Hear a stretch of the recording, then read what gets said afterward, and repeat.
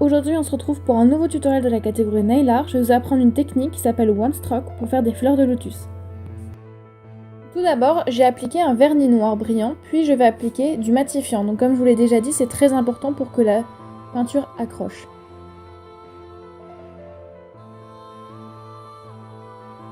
Une fois le matifiant sec, je vais justement faire ce principe de One Stroke. Donc vous voyez, j'ai deux peintures, une blanche et une rose, et je vais l'appliquer des deux côtés de mon pinceau. Vous voyez, donc ça fait vraiment un pinceau bicolore. Ensuite, je vais un petit peu fondre les couleurs, voilà. Et c'est à ce moment-là que tout le travail du One Stroke commence. C'est-à-dire qu'avec ce pinceau de deux couleurs, je vais faire des pétales, donc des sortes de parenthèses. Le principe est toujours le même, donc vous allez voir, je vais faire une parenthèse. Donc vous voyez, ça fait vraiment bicolore. Alors vu que c'est du noir, je vais mettre plusieurs couches parce que sinon vous voyez bien que le rose ne prend pas. Donc je fais des petites vagues, puisque ce sont des pétales et que ça donnera un air beaucoup plus naturel. Donc je retrempe souvent mon pinceau pour que j'ai vraiment une bonne couche de peinture et que ça s'applique bien surtout sur du noir. Donc comme vous voyez là, je fais 3 couches. Donc j'ai décidé de faire 3 pétales, car l'ongle était assez petit. Une fois les 3 pétales sèches, je vais faire la pétale centrale. Donc vous voyez, elle est à la moitié, ou plutôt aux 3/4 d'une pétale et jusqu'à la fin de l'ongle. Donc c'est vraiment une pétale très large et je l'ai mis entre pour qu'on puisse faire la différence avec celle du fond. Ensuite, je vais faire la refermer en faisant une sorte de S. Donc j'appuie et je relâche. Vous voyez, je vais faire ça à plusieurs couches, c'est-à-dire que j'appuie, je fais le S et je relâche. Voilà, comme ça on a toujours un petit peu de rose et de blanc qui donne ce dégradé et cette technique donc One Stroke. Ceci étant, je vais prendre mon pinceau fin noir et je vais faire des petits points. Donc ce sont ce qui est typiquement présent dans toutes les fleurs du style les lys, donc des sortes de graines si je peux dire, présents dans les fleurs de lotus. Ensuite, avec mon pinceau fin blanc, je vais faire tous les contours de la pétale. Donc ça va donner de la lumière, de la brillance et ça va surtout faire ressortir les pétales.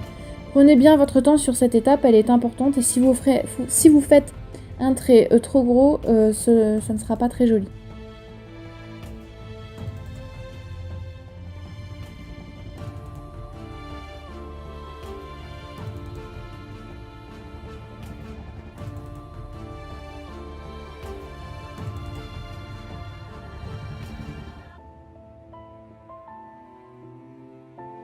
C'est également l'occasion de rattraper vos erreurs si jamais vous avez débordé ou si votre pétale ne vous convient pas.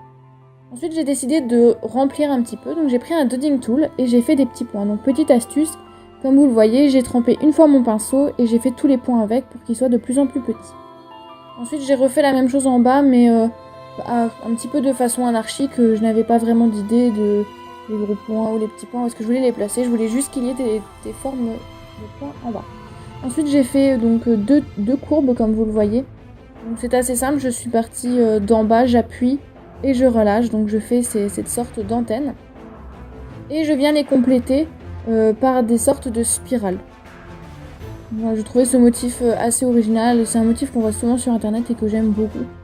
C'est pour ça que je voulais présenter aujourd'hui. Donc je suis repassée sur mon autre ongle de nouveau pour la visibilité. Donc j'ai mis du transparent, une bonne couche de top coat parce que j'ai décidé de mettre un strass. Vous voyez, donc il y a une couche, un endroit où j'ai mis une pointe supplémentaire, c'est là où sera le strass. Donc je prends une pince à épiler et je viens placer le strass. Pour que ça tienne mieux, je vous conseille tout de même de prendre de la colle à fond ongles, mais là je n'en avais pas.